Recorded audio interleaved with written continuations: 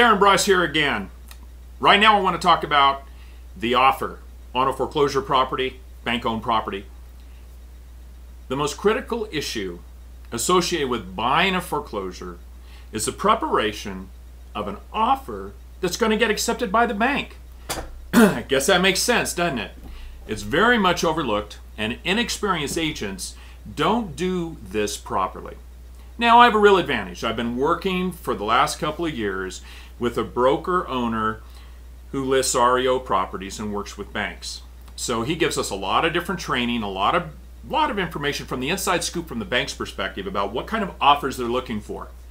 So I think what's critical here is there's some common sense issues that come into play for protecting you, the buyer, when you're buying a foreclosed property. But there's also a lot of other issues that even if you think these are things that you need to put into the offer, if you don't get the house, it's not going to help you at all. Okay? Let me give you some illustrations about properly making an offer on a foreclosure. First of all, your agent needs to understand what that bank expects. Some of the banks now are online and their offers are online. Your agent better be registered and ready to go. That's number one.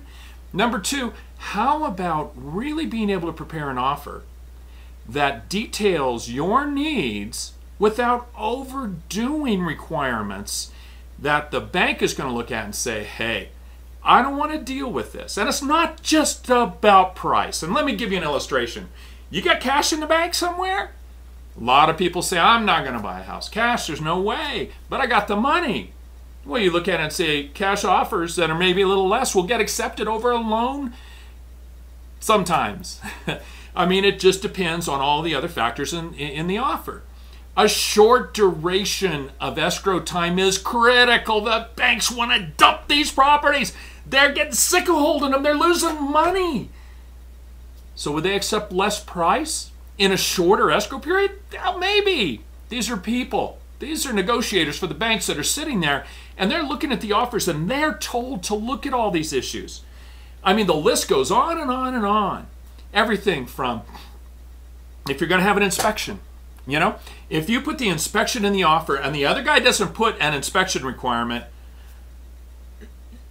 your offer is going to be in trouble, where the guy that doesn't have the inspection requirement is going to get it. All right, now you go, well, I got to know what condition the property's in. I got solutions for you. Bring an inspector with you when we look at the house before we write the offer. Oh, it costs you a little money. But at least you know what the condition of the property is before you make the offer. Put very few conditions in the offer, and I'll explain that when you call me and talk to me. I see offers getting accepted and going through that make me really upset because I look on the MLS after they're closed, and I thought my offer was a higher price. But all of these other conditions, all of these other things will make one offer a better offer to the bank and how they look at it versus what you consider to be protective for yourself. So just understand, I want to represent you, the buyer, not the bank. I don't represent the bank. We're an agency state, which means when you sign the dotted line with me, I only represent you, and I want to fight for you, and I want to get you the best deal possible, but I'm going to do a market analysis. I'm going to let you know what the value of that property is. I'm going to let you know what the general appeal of that property is for other buyers when they want to buy it from you. I'm going to let you know work condition issues that you're going to come across when you're doing your loan. I'm going to let you know, how to really construct an offer that at least stands a chance. Yeah, it is important. Yes, it is critical to pick somebody that knows what they're doing. I can't emphasize it enough. I get all excited about it because I get offers accepted, and it's like, wow, that was awesome, and this guy's get a great deal, and look what's going to happen in their life. So that's where I want to go. Give me a call. Get on my website. Give me an email. Let me know how and what I can do, how I can help you, what information you need to know how to proceed, because at least the perception is that these houses are better. These houses are cheaper. These houses, are something I need to buy. Now, I'm going to warn you, it's not necessarily true. Don't forget it. Some resales people are fixed up.